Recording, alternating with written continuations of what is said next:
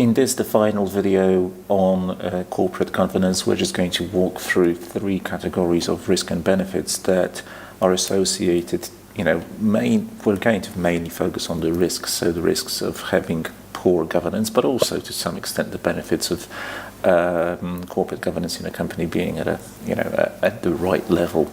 So the first of these categories of risks and benefits are operational ones. So operational risks and benefits.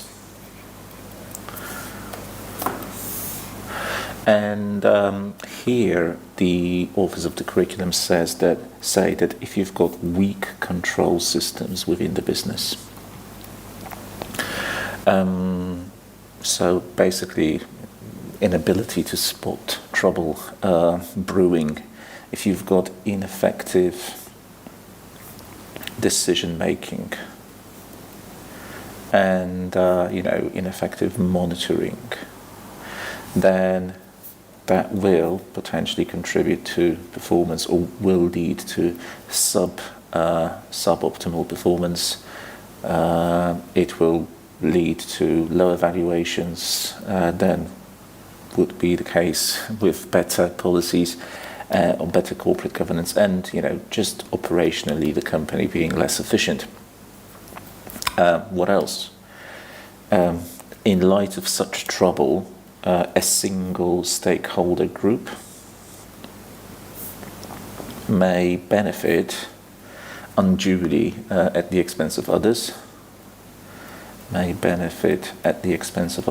this could, for example, be management. This should have been an exclamation mark. This could be management when audit is weak. When corporate governance policies are weak, they may be extracting value from the business unduly for their personal benefit. Employees could be committing fraud, and that could go unnoticed. Weak corporate governance means that it's difficult to identify illegal activity. It makes it difficult to identify cases of fraud, but also difficult to identify conflicts of interest, so more subtle benefit taking, maybe not directly by a member of management or the chief executive, the executive staff, but somebody connected to them. Here, the importance of internal audit and compliance departments really does come into play, but they themselves are the fruits of good corporate governance. The power and the position of those departments, which I just mentioned, internal audit and compliance. Now, the second group of benefits or risks and benefits are legal, regulatory,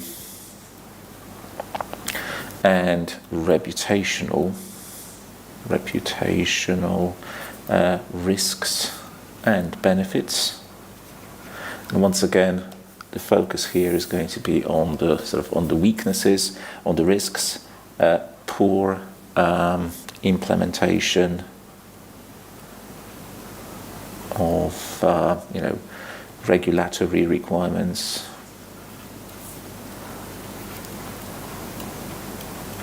of reporting requirements,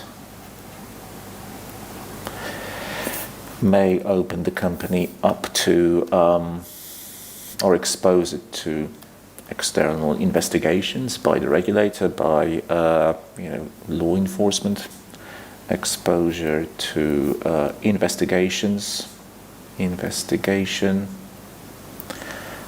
lawsuits coming from contractors, coming from regulators, coming from employees, lawsuits for breach of various legal requirements, standards, or in fact the contracts that we've signed, and that, of course, leads to the reputation of the company suffering.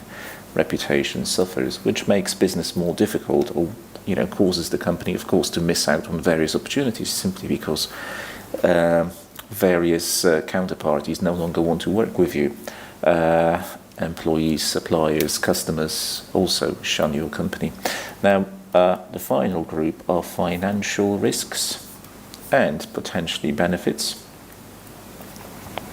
And here we will have something more to say on the benefit side. Well, starting with risks. Corporate governance, in all of its facets that we discussed previously, but deficiencies in corporate governance do have increasingly an impact on the bottom line, on P&L, and the statement of financial position, namely the balance sheet of the business, and via that, if a company is deficient in terms of its corporate governance, it will increase, maybe not immediately, but over time, its cost of equity and its cost of debt, given that the suppliers of funding simply face a bigger risk when engaging with such a business. On the other hand, and I think this is good to know because your examiner likes testing you on such matters, on these positive aspects. Good corporate governance, and I guess they base this on research, right, leads to a higher likelihood of a credit rating upgrade, so credit rating being enhanced for a company. It also is associated with better performance in times of stress, but you have to be a bit more specific. If a company has experienced members of the audit committee, experienced audit committee membership, so basically the right composure with the right skills and knowledge and experience, that is shown to have an impact on market performance. So better, stronger performance in terms of the stock price of the company, so in the market, in times of crisis, better than other companies. And finally, one more is that board diversity and independence, something that we were stressing quite a lot when discussing the different committees that may be formed within the board of directors, have a positive impact on the company's valuation. So more diversity on the board of directors in terms of experience, gender, but also in terms of the areas of business that the different members come from, leads to higher company valuation.